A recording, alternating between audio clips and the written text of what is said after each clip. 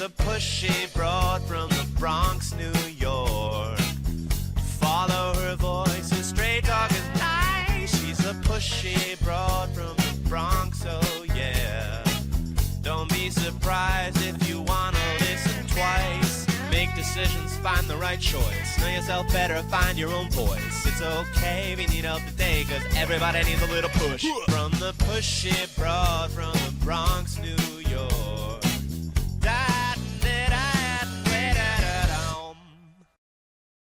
Welcome, Transformation Talk Network listeners.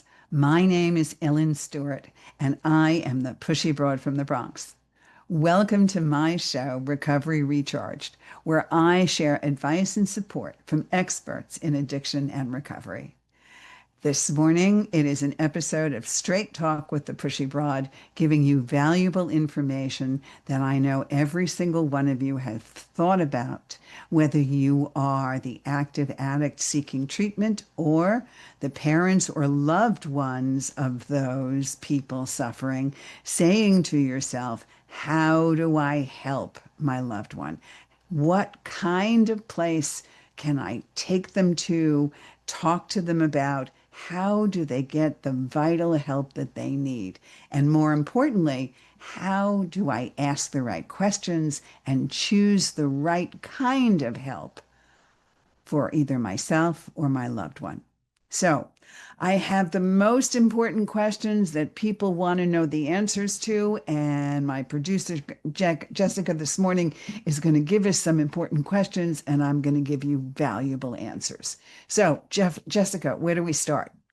Yeah, let's start with what should you look for in when you're searching for treatment programs? Well, that first question is, where do I start? Okay. So, excuse me, this morning, we look for, first of all, a program that is licensed and accredited. So you go to a website, you can Google treatment centers in my area or treatment centers, excuse me, around the country. And you find on the web something that says licensed and accredited treatment center. You take a look and see under the heading that says About Us and find the therapists, addiction counselors, medical staff, and you take a look and you read all about them on the website. That's the first place you go. And then you get to decide what you want to do from there. All right. So we're going to expand on that a little bit, Jessica. Let's keep going. For sure. So how do you know if inpatient or outpatient treatment is right? There we go. So the first way you know that something is right for you is to turn around and finally admit to yourself that you have a problem. Okay? That you have a problem and you can't do this on your own. That's the most important part of this.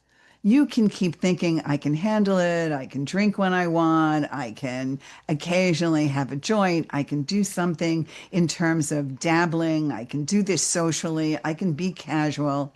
And every single time you are not. Every single time substance misuse gets you into trouble. Every single time. So it first starts with, I have a problem and I don't know how to solve it. But I now understand that I have to go outside to seek help. Once you get there, and once you know that you have to go outside and seek help, believe it or not, the rest is easy. That's the most difficult part. So, how do you do that? You start with anybody. Start with your primary care physician. Start with your clergy. Start with a doctor who will give you what we call an assessment.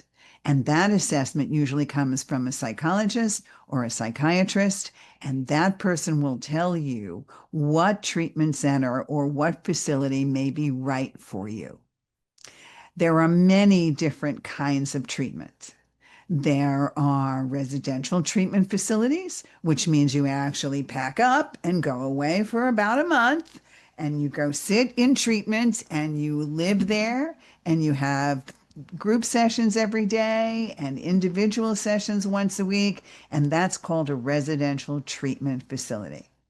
And there are other ways. There are outpatient where you can live at home and you can go to treatment on a daily basis. So what you need really depends upon what the assessment has to say. And if at any time you don't know where to start, you go to pushybroadfromthebronx.com. You do your first 20-minute consultation free with me, the Pushy Broad, and I will show you exactly where to start. Jessica, next question. What are some of the critical questions to ask the treatment center directly? That's really, really a good question. When you call the number on the screen, in any arbitrary treatment center, you can also go to psychologytoday.com and put in treatment centers in your area and see what comes up. Or you can put substance abuse treatment centers in the state of Washington or California or wherever you think you want to go. The number that you will get is usually the admissions number. And some of the big questions that one asks is, does your program individually tailor treatment to my individual needs? Are you a substance abuse treatment center? Are you a mental health treatment center? And how do you treat a combination of mental health and substance misuse? What is your staff to patient ratio? How many patients are with each individual counselor? The national average is 1 to 8. Sometimes treatment centers do 1 to 4 or 1 to 6. Those are great places to get individualized attention. And also, is the family involvement encouraged? Believe it or not, what's going on with you affects your whole family. So you want your family to understand what's happening with you. You want them educated in the field of addiction. And you want a treatment center to be able to educate them and have them participate so that when you come out of treatment, they're on the same page with you. Jessica, next question. Does the facility offer detox services, and why is that important? Most of the time when people come to me for help, it's because they're actively using. And when parents or loved one comes to me, it's because the person who they care about the most is constantly getting drunk or constantly getting high. And that's a very difficult situation to watch and also to live through. As a recovering addict and alcoholic myself, I know what I put my family through, and I know what state I have been in. So the Pushy Broad is talking personally here. If you understand that you are in active addiction, then yes, detox services are probably where you need to start. There are many facilities that are only detox facilities. Only. You go in, you get detox safely from alcohol or substance misuse. And that's what a lot of addicts and alcoholics are worried about. Is this going to be painful for me? So if it's alcohol, if it's substances, if it's pills, if it's heroin, if it's the most serious of substance misuse addictions, detox centers will help manage the painful detox with medication and with monitoring, which means you need to go into a facility to do it safely. Never think that you can detox on your own. Not helpful and extremely dangerous. So if you want to start with a detox facility, you can do that. There are many residential treatment centers that have detoxes built in, and that's a question to ask the admissions counselor when you call them. Jessica, what else? Follow-up question to that. How do you know if you need medication-assisted treatment? That is a really good question. And I want you to understand that I don't want you to make that determination. You need to have the doctors in the treatment center make that determination. And basically, they're going to talk to you about what you've been doing. And sometimes that's where you get jammed up because you always want to minimize what you've been doing. I need you to be perfectly honest with the medical professionals you are talking to. Number one, they are bound by HIPAA law, so they can't tell anybody, right? They cannot. They're not going to call anybody. They're not going to call the police on you unless you're going to harm yourself or another human being. But other than that, whatever you ingest or whatever you've been doing, they need to know in order to know how to medically treat you. They're, of course, going to take a urine sample. They're going to take a panel so that they know what's in your system. But it really does help when you tell them what you have ingested and what you've been doing on a regular basis. Based on that, they will help you decide if medication is pertinent for your detox and for your continuing well-being. There are so many wonderful drugs out there that will help you, and they are the experts. In fact, my next program on August 27th will be with a doctor, Johns Hopkins doctor, who will talk about medication-assisted treatment. So I hope that you will tune in then. Jessica, next question. How important is aftercare planning?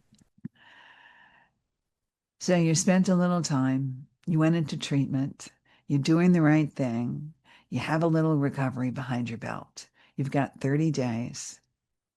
The most important thing is not only being in treatment and telling yourself that you had this problem and you're now finally doing something about it, but then you spend some time in the bubble of treatment. The real work, the way you sustain sobriety, is to know that the moment you come out of treatment, your life begins in a whole new way. So maybe part of your aftercare planning is to work with the Pushy Broad in early recovery. By pushybroadfromthebronx.com, I'll take you through the beginnings of recovery and make sure that you don't forget what you've learned in treatment. But aftercare planning in general is essential for you to sustain sobriety. Nobody can sprinkle magic dust. There's no magic pill. There's no magic medication that's going to keep you alcohol and drug free. You have to do that work, and I'm here to help you do it. If you have a question today, please call our producers. It's 800-930-2819. I'd be happy to answer more questions about this topic and help you facilitate that right move, especially now. Especially those of you who are going back to college at the moment. Half of the country is back in school, right? High school is back for half of us. Elementary school is back for half of us. This is the beginning of your new season, and this is why these questions are very, very important. Jessica, what else have you got? What therapies are typically used in substance abuse treatment? Everybody gets so nervous because nobody knows what to expect. Right? Nobody really tells you what to expect. So here I am. I'm going to tell you. If you're worried about what's going to happen to me, this is how it goes. I always look at it as you're going to take a course in the education and self-development of you as an individual and learn about what's going on with you finally. So if you look at this not as I'm going to a rehab and it's going to be horrible, because it never is, but go to it with the feeling of, I'm going to take some time for myself. I'm finally going to do something that's going to help me. And I'm going to talk to doctors and clinicians that know what they're doing. I'm going to work with therapists and explore what makes me think and what my triggers are, and how to replace unhealthy patterns with healthy ones by using something called cognitive behavioral therapy, which is what I do as the Pushy Broad. I teach people how to think differently so that they can feel differently and so that they can act differently. You're going to learn the skills you need to feel better about your life. Therapies like dialectical behavioral therapy, teaching you how to emotionally regulate yourself, how to understand where those feelings are coming from, and not to learn how to escape into mood-altering drugs or to isolate anymore or to be afraid of being who you are, but to emerge as that wonderful human being that I know you want to get to. And then you're going to talk with other people who are just like you so that you realize you're not alone in this disease, that there are people out there going through what you're going through, And there is a supportive group therapy element as well. And most of the time, the rehabilitation places, the residential treatment centers have all kinds of other holistic ways for you to get better. They have exercise, they have meditation, they have yoga, all kinds of things. Some of them have social activities. You can go rafting, you can go canoeing, you can do hiking. You can go horseback riding. There are so many different ways to get out and to be able to really enjoy your life again. Believe it or not, going to treatment is not a punishment.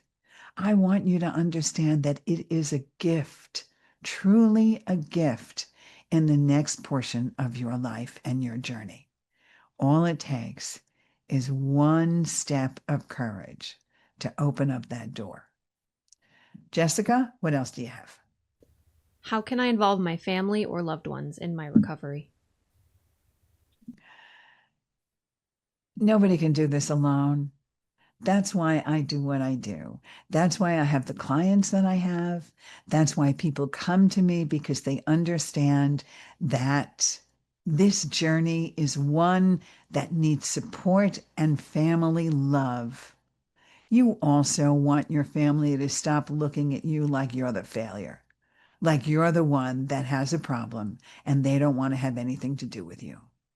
It's so much easier when your family knows what's going on with you, when you can walk in the light instead of walking in the darkness all the time and hiding who you are from them. In the same token, they need to learn about the disease of addiction, and many family members directly contribute to this disease.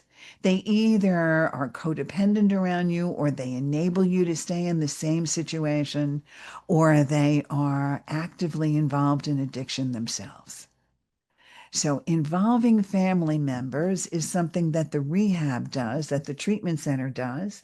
They offer family therapy sessions, educational workshops, or you can put your family in touch with the Pushy Broad. You have them go to the Pushy Broad from thebronx.com, make a consultation appointment, and I will begin to educate them on what true recovery means, so that the relationship between you and your family is now better and strengthened every single day. Jessica, what else have you got? What should I know about payment options and insurance coverage? That's the first question on everybody's mind, right? How much does rehab cost? What does it cost to go for treatment? Do I do inpatient or outpatient? And how does my insurance affect all of this? And it is a very complex topic for sure. But here are the questions you need to ask. Many facilities do accept private insurance. Some of them accept Medicaid, some of them accept Medicare, but you have to ask, what insurance do you accept? And you have to be prepared to give the rehab your insurance information. They will not use it for any other purpose than to call the insurance company and verify your benefits, just like you do when you have any other situation, when you go to the dentist, or whether you go to the doctor, or whether you have surgery. It's the same thing. You check to see what amount of money your insurance is going to cover. Same deal. No problems there. Give them your insurance card and see whether or not they will cover it. Find a place, preferably, that your insurance will cover, or at least you have out-of-network benefits for. You can also ask if there are payment plans available if your insurance isn't covering it, or you still have out-of-pocket costs. You can also ask if there are scholarships available. If you are not insured or your program is not covered by insurance, there are many facilities that provide sliding scale fees to make your treatment affordable. Keep talking to them. See what you can do. If you have problems navigating insurance, you can go to pushybroadfromthebronx.com and I will show you what your program will or will not afford. We want to make this easy for you. It doesn't mean that everybody's going to cover your treatment, but I want you to be well informed and choose the place that's right for you and not be afraid to ask these questions. Jessica, what else have you got? Are there specialized programs for certain groups, for example, LGBTQ plus veterans or teens? That's the wonderful thing about treatment. It's kind of like the Chinese menu of treatment. You can have programs that are gender separate, gender specific. There are tracks for LGBTQ plus. There are tracks that apply to veterans. There are tracks that apply to professionals like doctors and nurses that are going into treatment. There are tracks that apply to adolescents. There are tracks that apply to young adults. So if you're in that young adult bracket, which is usually somewhere between 19 and 25, there are all kinds of specific gender-oriented and outlook age-oriented point of view. There are even geriatric facilities that cater to people between the ages of 55 and above. So yes, you don't have to be in a room with 20-year-olds if you're 55 years old, and you don't have to be in the room with 50-year-olds if you are 20 years old. So you're going to be around people like you so that you feel that there are people that really get you, helping you. And they're going to specialize programs tailored to your specific demographics. So yes, people will accommodate your special needs, your gender, and your age. Jessica, what else have you got? How long should I expect treatment to last? Believe it or not, you can go away for 3 days and you can go away for 3 years.